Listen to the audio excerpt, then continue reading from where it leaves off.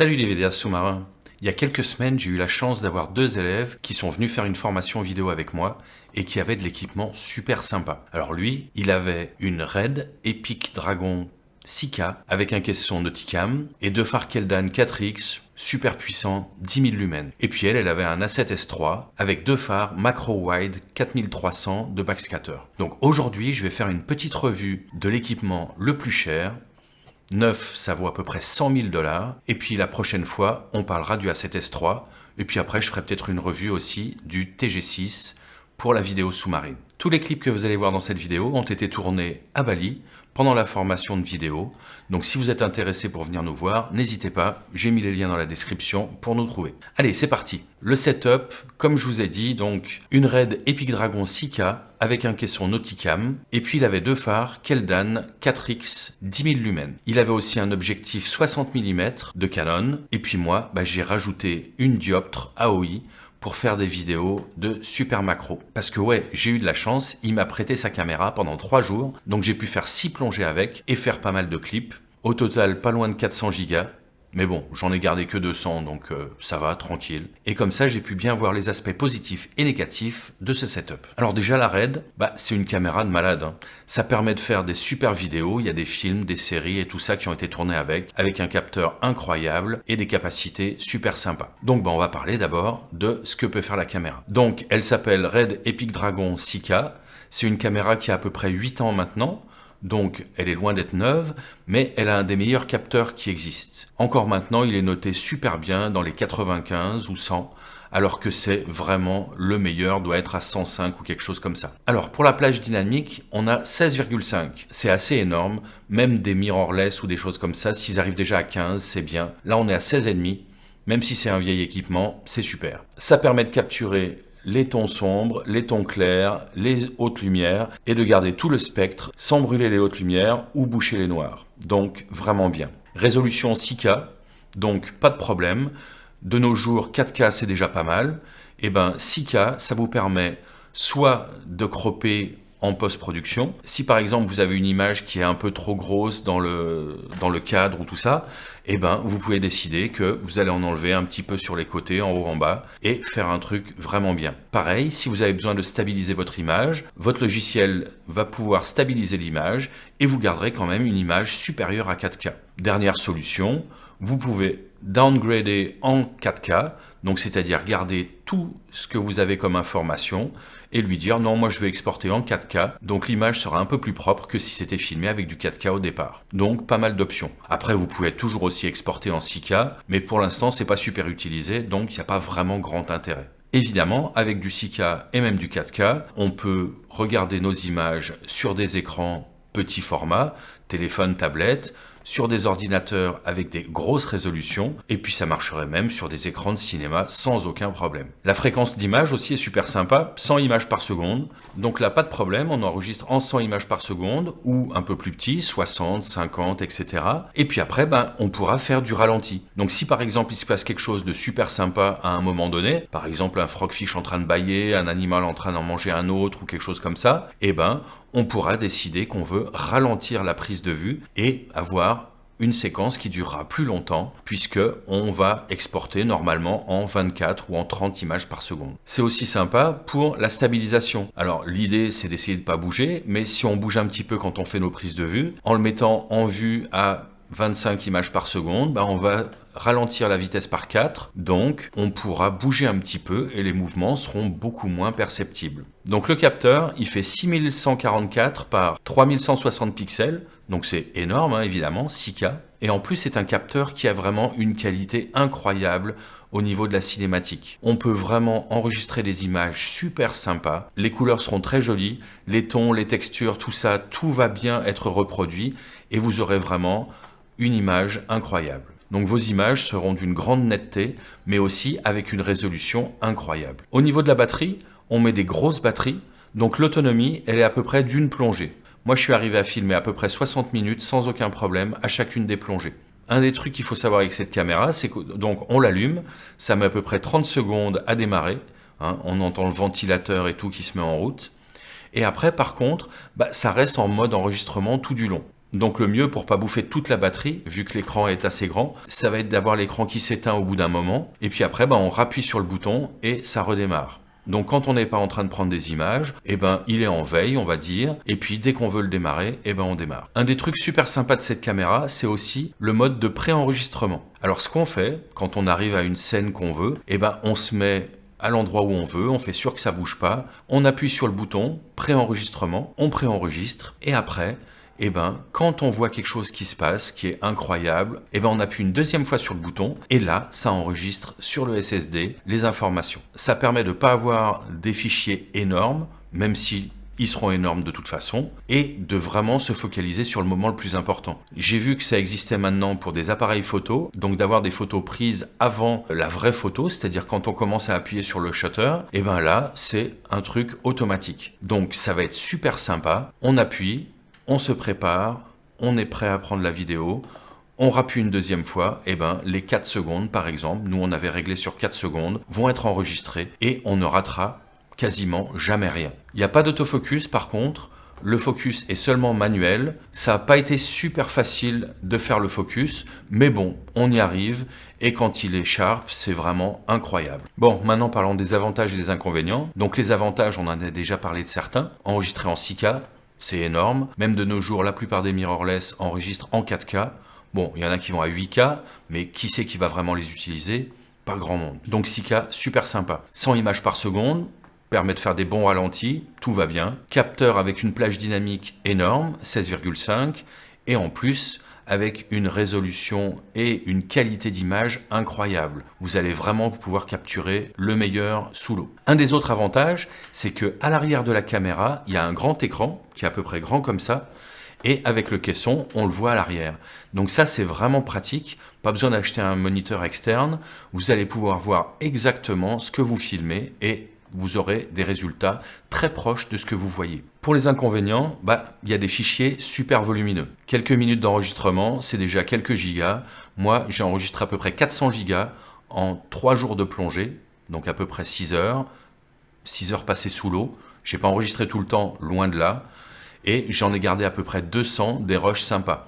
Ça m'a fait à peu près une demi-heure de qualité. Donc c'est vraiment énorme. En plus, si votre ordinateur est pas super rapide, il va vraiment ramer, vous allez être obligé de faire des proxys, ça va mettre super longtemps. Donc vraiment, quand vous avez un setup comme ça, il faut avoir un ordinateur en conséquence. Donc les options, numéro 1, ça va être, si vous êtes en PC, d'avoir une carte graphique 4080 ou un équivalent. Et puis, si vous êtes en Mac, d'avoir les derniers processeurs M2, M3, M1, ça devrait marcher aussi, mais pas moins que ça, sinon vous allez ramer comme pas possible. Petite chose aussi, le prix. Mine de rien, c'est un setup qui vaut à peu près 100 000 $ neuf. La caméra vaut à peu près 80 000 $, plus les objectifs. Et après, il faut rajouter le caisson qui en vaut 16 000.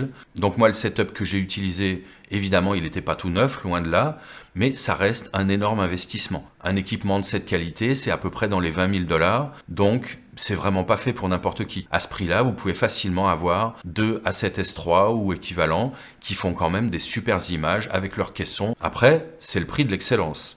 Avec une qualité pareille, on a aussi des résultats qu'on n'aurait pas avec d'autres équipements. Donc, il faut choisir entre est-ce que c'est un investissement bon pour vous et est-ce que ça vaut le coup ou pas. Moi, si j'avais les moyens, je me poserais pas la question. Ça fait des images géniales. Après, est-ce que c'est vraiment un besoin ? Avec mon budget, pas vraiment. On a parlé aussi de l'autofocus, donc pas d'autofocus. Est-ce que c'est grave? En soi, pas vraiment, parce que il est super précis. Le focus manuel est super précis, donc on va pouvoir avoir une précision incroyable. Par contre, au niveau ergonomique, j'ai pas trouvé ça super pratique. Le bouton d'autofocus est sur la gauche, le bouton pour démarrer l'enregistrement est sur la droite. Donc, quand on veut faire du grand angle, pas de souci. On peut prendre avec la poignée, on arrive à bien le tenir suffisamment. Par contre, quand on fait de la macro et de la super macro, on veut essayer d'avoir le plus de points d'ancrage possible. Donc si vous êtes obligé déjà d'avoir une main qui bouge la molette, une autre main pour démarrer et arrêter l'enregistrement, vous allez vous retrouver coincé. Donc la solution, ça va être potentiellement de mettre des trépieds, mais autrement, ça va être un peu difficile. Alors moi, au bout d'un moment, j'ai trouvé la solution, je faisais le focus et après je tenais ma caméra. Par contre, j'avais pas de flexibilité. Si l'animal allait d'avant à arrière, je pouvais pas changer le focus pendant la prise de vue. Un petit truc aussi au niveau de l'autofocus, avec ce modèle, il y a un petit carré qui devient vert quand c'est super sharp, qui est orange quand c'est pas mal, et qui nous permet de dire si la scène est en focus ou pas. Le problème, c'est que ce carré, il est forcément au milieu, et en vidéo sous-marine, en tout cas en macro, en super macro, on veut souvent faire le focus sur l'œil ou quelque chose qui va être un peu décentré.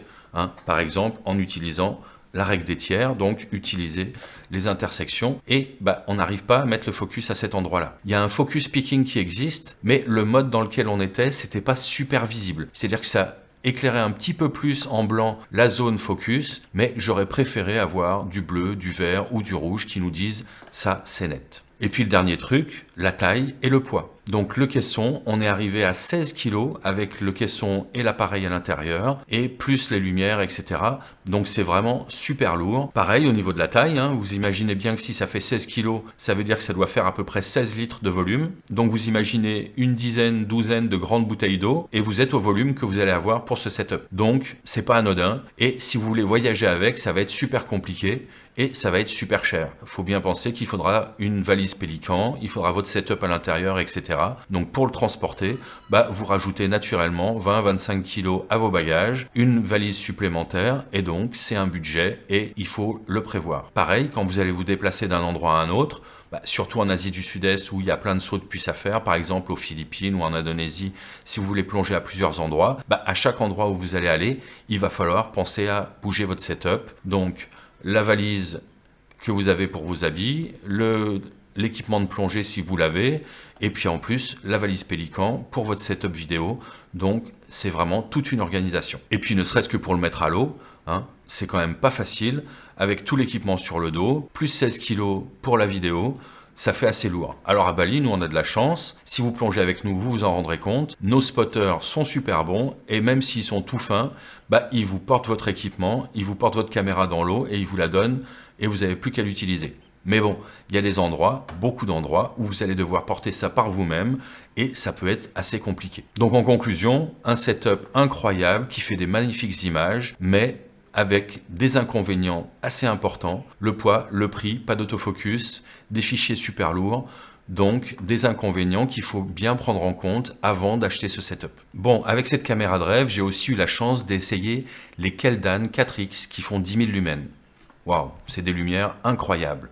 Allez, on en parle tout de suite. Alors, la Keldan 10 000 lumens, elle fait donc 10 000 lumens.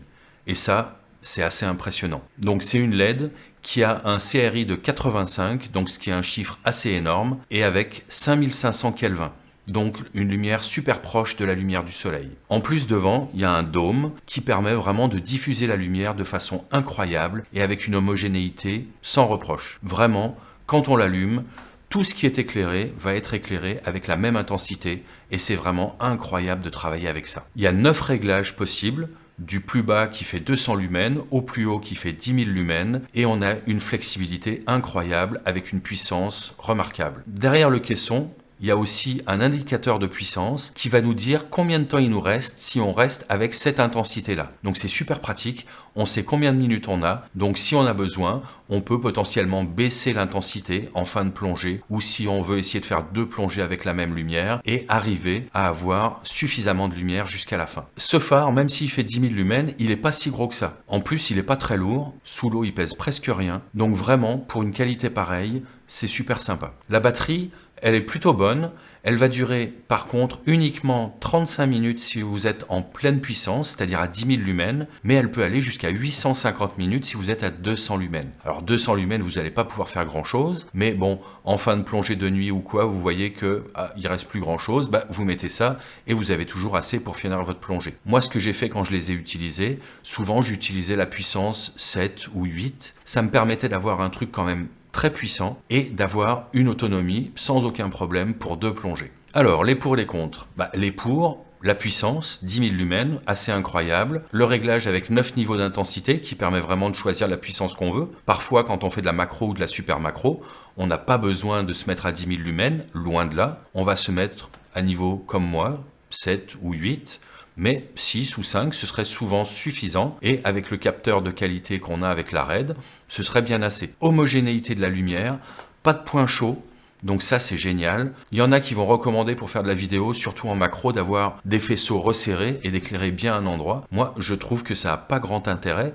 surtout quand on peut avoir une puissance comme celle-là. Eh ben, je préfère avoir une lumière qui est très large et pas de point chaud. 5600 Kelvin, ça permet de faire un peu comme si on amenait le soleil avec nous. 5500 Kelvin, c'est la chaleur de la lumière du soleil, donc ni trop bleu ni trop jaune, et on amène une lumière qui est vraiment incroyable et de super qualité. Il en existe qui font 15 000, 23 000 lumens. Moi, faisant surtout de la macro à Bali, j'ai pas trouvé l'intérêt d'avoir plus puissant, et même c'était presque trop par moment, au point que j'ai pas tout utilisé. Pour les inconvénients, numéro 1, le prix.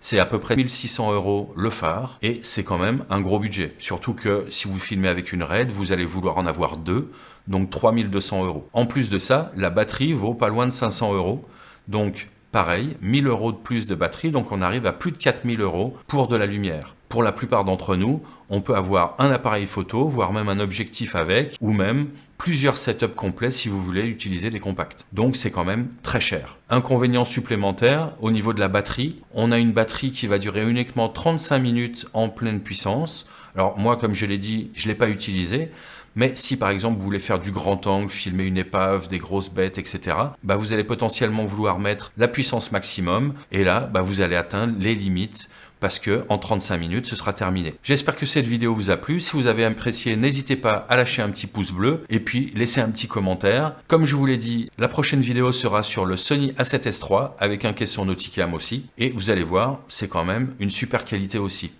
Allez, bonne bulle, à la prochaine!